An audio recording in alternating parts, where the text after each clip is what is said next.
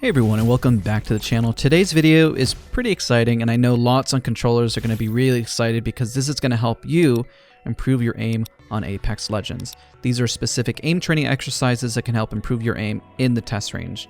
Overall, I'm going to start basic, some will get more intermediate, but I just want to highlight some things I've done in-game that has helped me personally. I'll do my best to do a fast explanation just to keep the video rolling.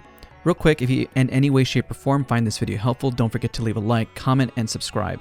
So let's get into this. If you like this idea and love for me to create more videos, let me know and comment down below. But the question everyone always asks, especially in the comment section, is why do we even do this? And does this help? Well, one of them would be, maybe you don't have enough time to hop in game and need to multitask. This is a great way to multitask on your time while practicing. Are you not getting into enough gunfights and really need to isolate your aim?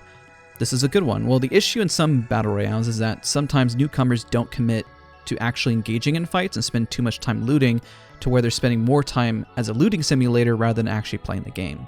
The next one is you need to work on your movement and practice while aiming. So this is a good one because movement, when you're in the heat of the moment, you get super nervous, and which leads to my next point, which is you're lacking confidence. And when you're in game and practicing your aim, you're going to build that and get more familiar with each gun, especially in Battle Royale when you may not get that gun for quite a while, and maybe you haven't used it in about a day or two. Just getting used to the recoil and understanding it is very much key. Or finally, the last one, maybe you just need to warm up. Quick warm up before you hop into the action in game. Now, what I've done in this video is I've highlighted a bunch of these exercises, and I personally changed my sensitivity to 1.7 at 800 DPI just to kind of grind out a new sensitivity for fun, just to kind of showcase what I would do practicing and getting used to the whole new sensitivity as a whole. So first up, I call this in-game tile frenzy.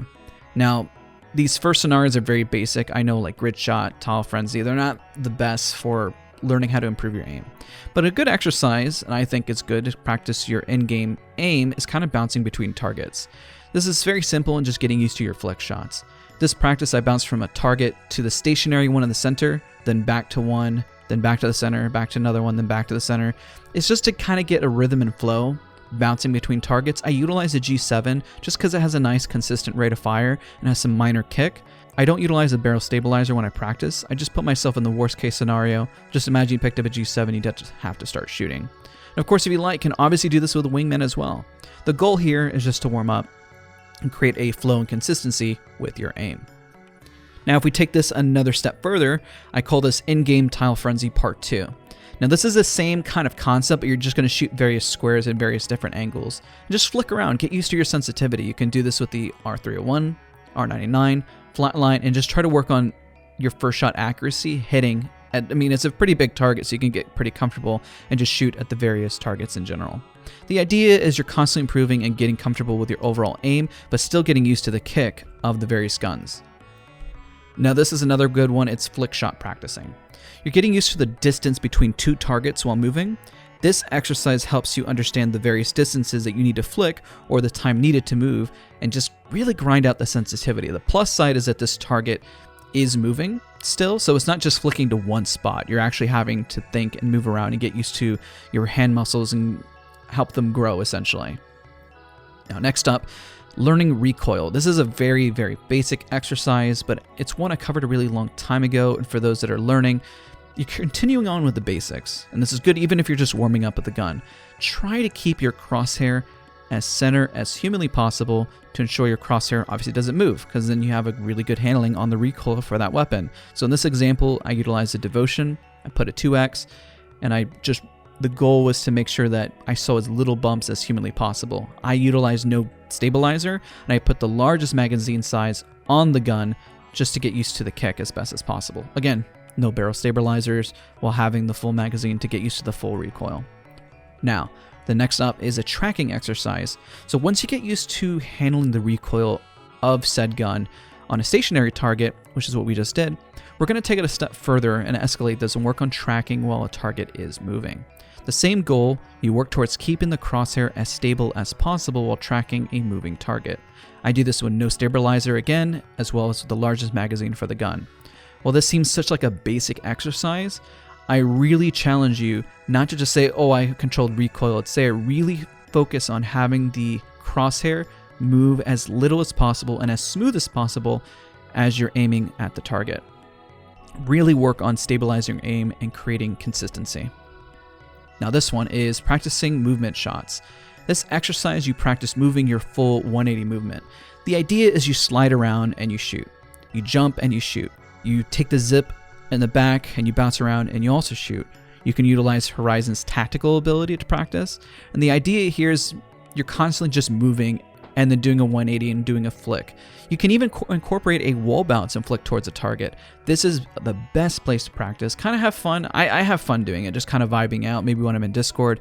You don't get all the moments in the world to practice this in a real world setting, but if you grind it out here, you'll have the familiarity. So once you're in game to say, oh, I've done this before, and that's where the practice is going to kick in.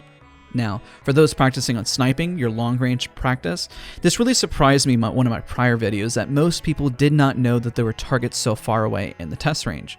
You can practice using a sniper or any gun with a long range targets. I mean, if you would prefer, you can even use your wingman in practice, but in this example, I utilized the 3X on the G7.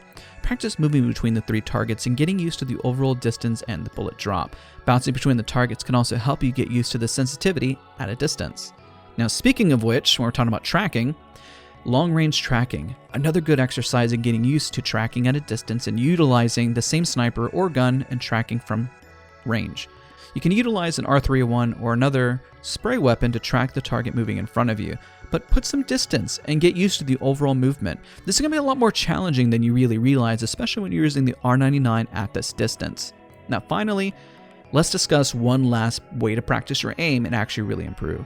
It's just practice on the target dummies. This one, I prefer to use the wingman and just kind of move around as much as possible. I do have a video on how to turn on these target dummies. I'll put a link in the description down below. So if you don't know how to do it, check out that video as I do a quick walkthrough of how you turn them on and turn them off. The only downside with these dummies is that their movement is not really that great. And of course, when they spawn in, don't just shoot them as they spawn or else they're just going to sit there. And that's not the point of the exercise. Go hide behind cover for a second and wait for them to move towards you. Again, this is a really great way to warm up and just get your shot on if you haven't played at all for the day. And if nobody wants to play with you in the test range. I do it a ton because I have tons of friends, okay? I have lots of friends. Yeah. Anyway, speaking of friends, it'd be great if you would be my friend by leaving a like, comment, and subscribe on the channel if you found any of these scenarios in-game helpful.